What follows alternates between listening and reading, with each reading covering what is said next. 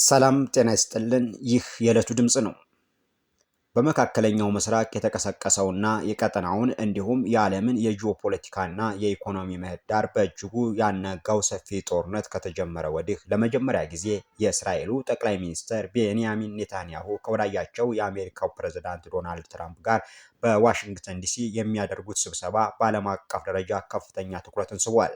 ይህ ስብሰባ ሁለቱን አገራት የታሪካዊና ስትራቴጂካዊ ወታደራዊ አጋርነት ወቅታዊ ሁኔታ ከመፈተሹም በላይ በሁለቱ መሪዎች መካከል የተፈጠሩትን ስልታዊና ፖለቲካዊ ልዩነቶች በግልጽ ለማጣጣም የሚደረግ ወሳኝ የዲፕሎማሲ ምዕራፍ ተደርጎ ተወስዷል። የሁለቱ መሪዎች ቀጥተኛ ግንኙነት እንደገና መጀመር የሚከናወነው ሁለቱም በየአገሮቻቸው የውስጥ የፖለቲካ ከፍተኛ ጫና፣ የወኪሎቻቸው ተቃውሞ እና የህዝብ አመኔታ ማጣት በደቀነባቸው አስቸጋሪ ወቅት ላይ በመሆኑ የስብሰባው ውጤት በመካከለኛው ምስራቅ የወደፊት ዕጣ ፈንታ ብቻ ሳይሆን የሁለቱ መሪዎች የፖለቲካ ህልውና በጽኑ የሚወስን ይሆናል። የእስራኤልና የአሜሪካ ጥረት በጋራ ወታደራዊ እርምጃ የጀመረ ቢሆንም የጦርነቱ የጊዜ ርዝመትና አስከፊ የኢኮኖሚ ውጤቶች በዋሽንግተንና በቴል አቪቭ መካከል ያለውን የጋራ ራዕይ እንዲሸረሸር አድርጎታል።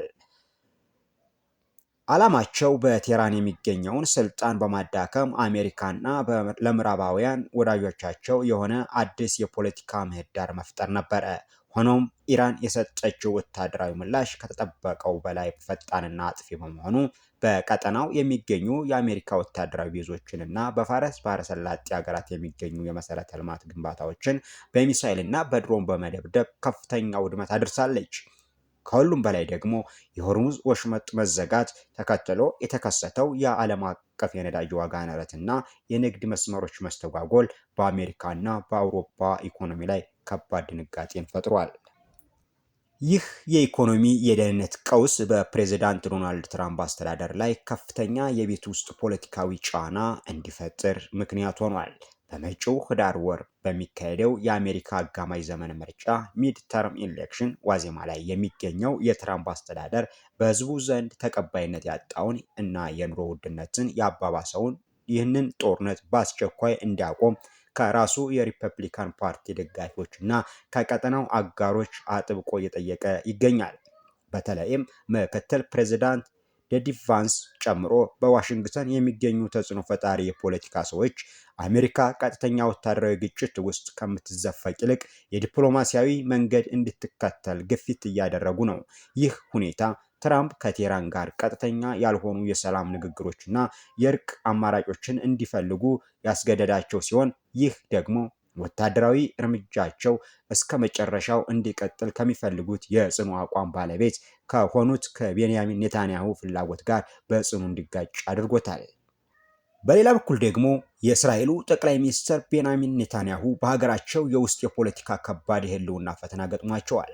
በቅርቡ በሚካሄደው የእስራኤል ምርጫ ስልጣናቸውን ለማስጠበቅ የሚታገሉት ኔታንያሁ ከትራምፕ አስተዳደር ጋር የነበራቸው ቅርበት መሸርሸሩንና እስራኤል በዋሽንግተን ውሳኔዎች ውስጥ የመሪነት ሚናዎችን አጣች መባሉ በሀገር ውስጥ ተቃዋሚዎቻቸው ዘንድ እንደ ትልቅ ውድቀት ተቆጥሮባቸዋል።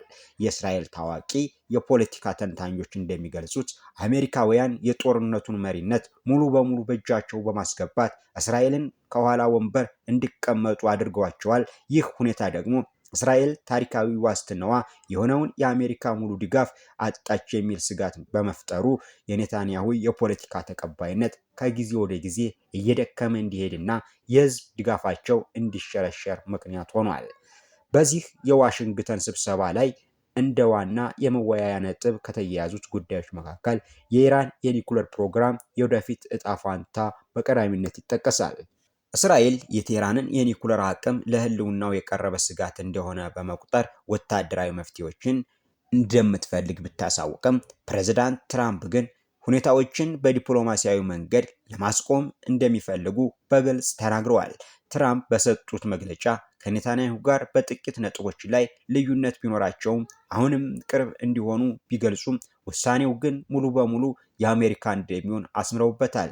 ኔታንያሁ በበኩላቸው በፎክስ ኒውስ የቴሌቪዥን ጣቢያ ላይ በሰጡት ቃለ መጠይቅ አሜሪካ ያለ ከባድ ወታደራዊ ግጭት የኢራንን የኒኩለር ፕሮግራም ማስቆም ከተቻለ ደስተኛ እንደሆኑ ገልጸው ሆኖም ዋናው ዓላማ የቴህራንን የኒኩለር ምኞት በምንም አይነት መንገድ ሙሉ በሙሉ መግታት እንዳለበት አስገንዝበዋል። ከኢራን ጉዳይ ባሻገር የሁለቱ መሪዎች ውይይት በሊባኖስና በጋዛ ያለውን ወቅታዊ ሁኔታ የሚያካትት ይሆናል። በሊባኖስ በኩል በእስራኤልና በሂዝቡላህ መካከል የተደረገውን የውጊያ ማቆም ስምምነት ተከትሎ የእስራኤል ጦር በደቡባዊ ሊባኖስ በሚገኙ የተወሰኑ መንደሮች ወጥቶ የሊባኖስ መንግስት ጦር ቦታውን እንዲረከብ የተደረገው የሙከራ ፕሮግራም ውይይት ይደረግበታል።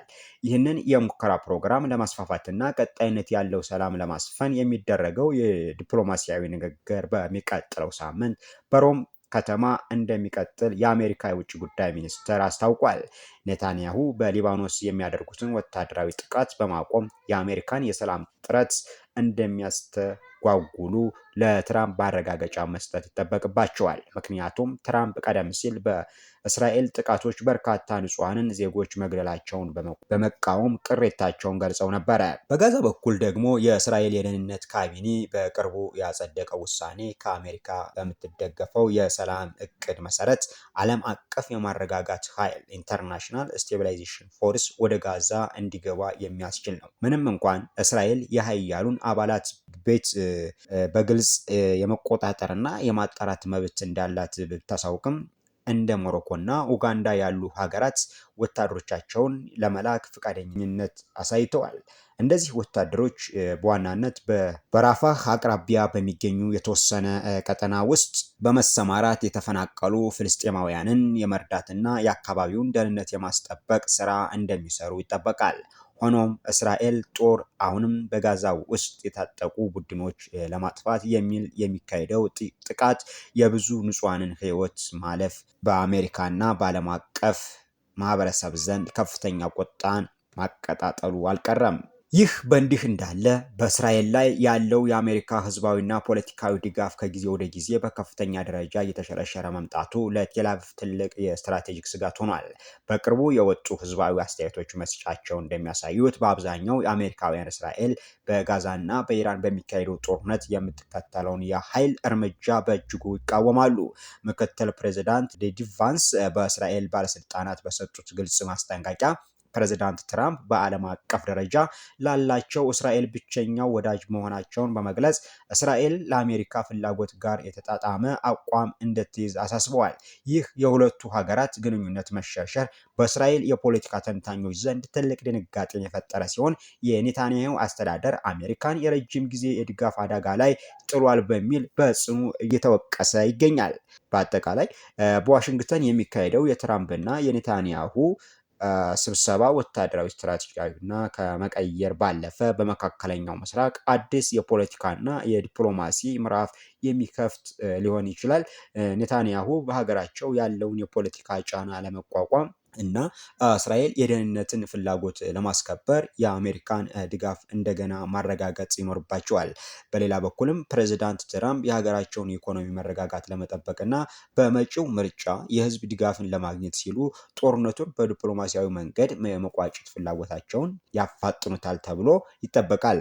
የዚህ ስብሰባ ውጤት የኢራን የኒውክለር ፕሮግራም፣ የጋዛን እና የሊባኖስን የወደፊት እጣ ፋንታ እንዲሁም የአሜሪካ እና የእስራኤልን ታሪካዊ ወዳጅነት አቅጣጫ የሚወስን ይሆናል።